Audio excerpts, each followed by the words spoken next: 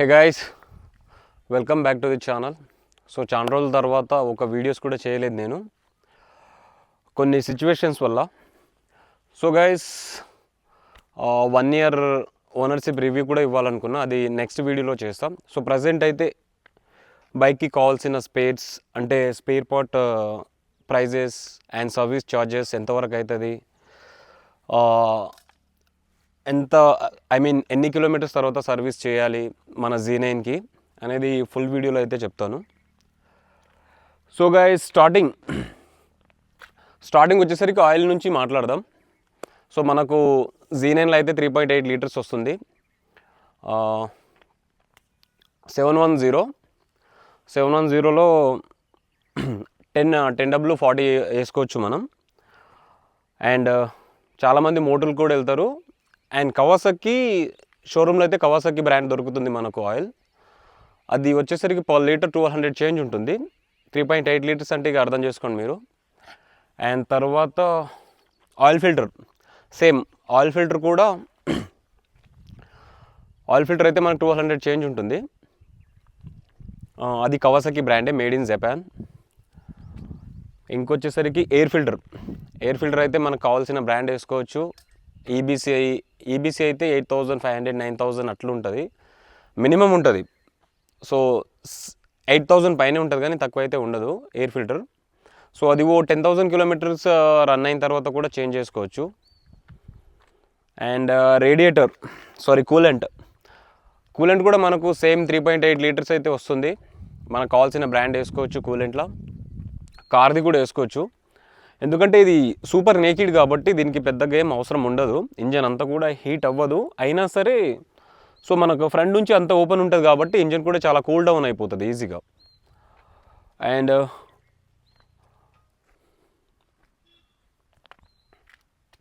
తమార్దంకర్. So guys, service అయితే every 5000 కిలోమీటర్స్కి అయితే మాన్యువల్లో ఉంది. ఎవ్రీ 20 to 30,000 కిలోమీటర్స్ తర్వాత అయితే థ్రోటిల్ బాడీ క్లీనింగ్ చేపియాలి. సో అది బయటికి వెళ్తే ఆల్మోస్ట్ 20 to 30,000 అయితే తీసుకుంటారు.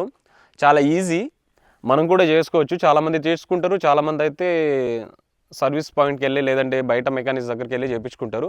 So easiest process throttle body cleaning అయితే.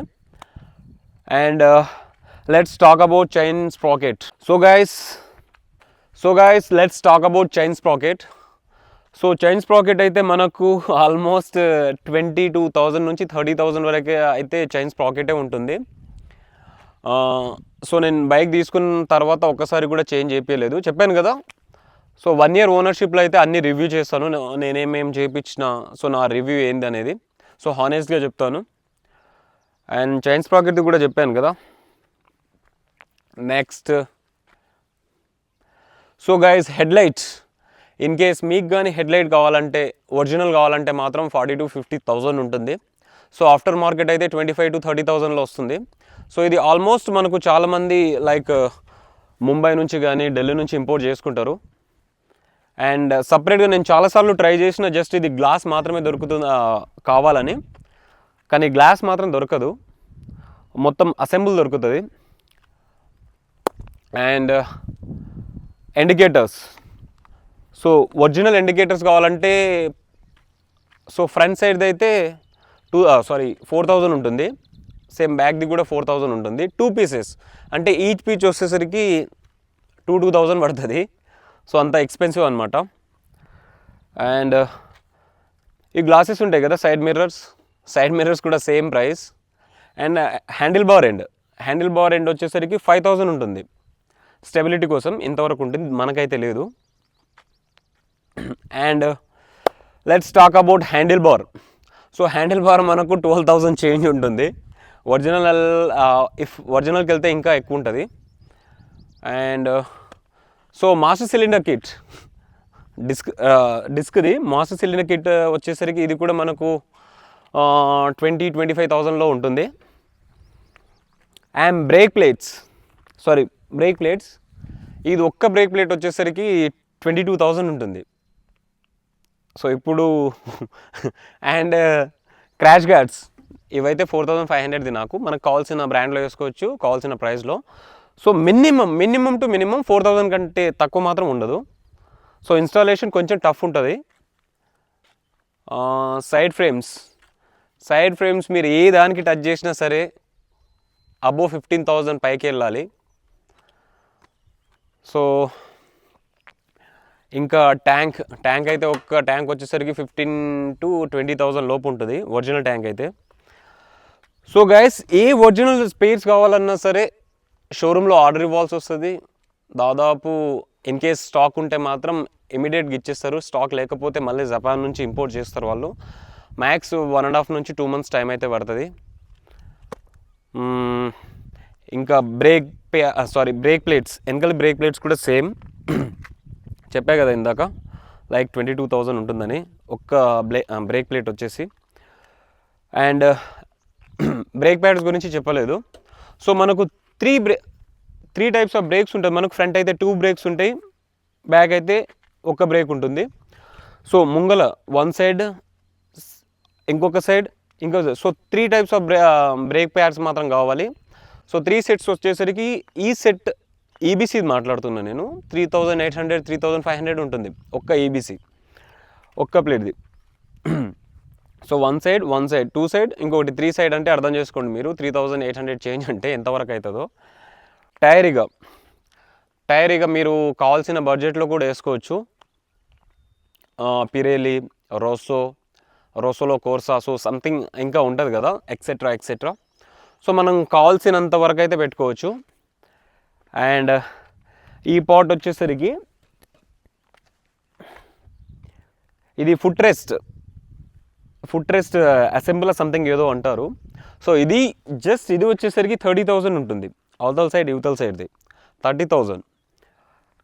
అండ్ సో గైస్ ఇంకొకటి మెయిన్ థింగ్ ఏంటంటే కీ. మీరు కానీ కీ లాస్ అయితే చాలా ప్రాబ్లం పడతారు. చాలా ఎక్స్పెన్సివ్ కీ. సో ఒక్క కీ పోతే లోపల ఈసీయూ ఉంటుంది.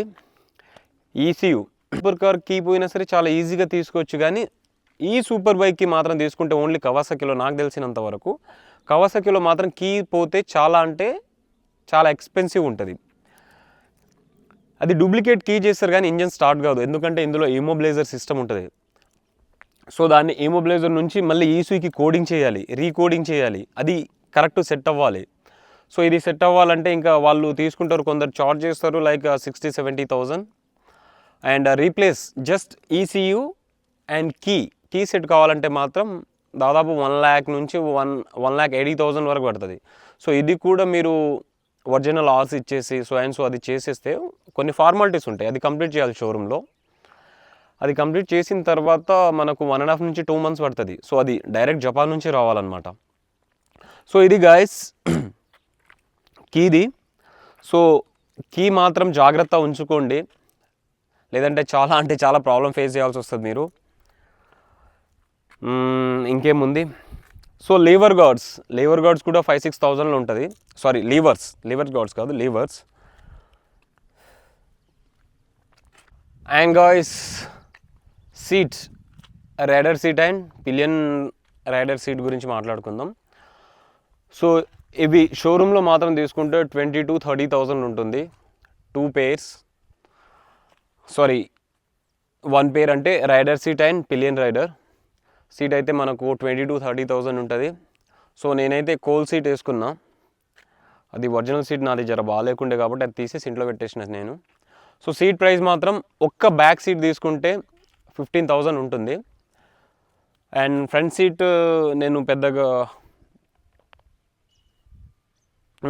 మాత్రం నేను పెద్దగా పట్టించుకోలే, ఎందుకంటే ఈ సీట్ బాగానే ఉంది.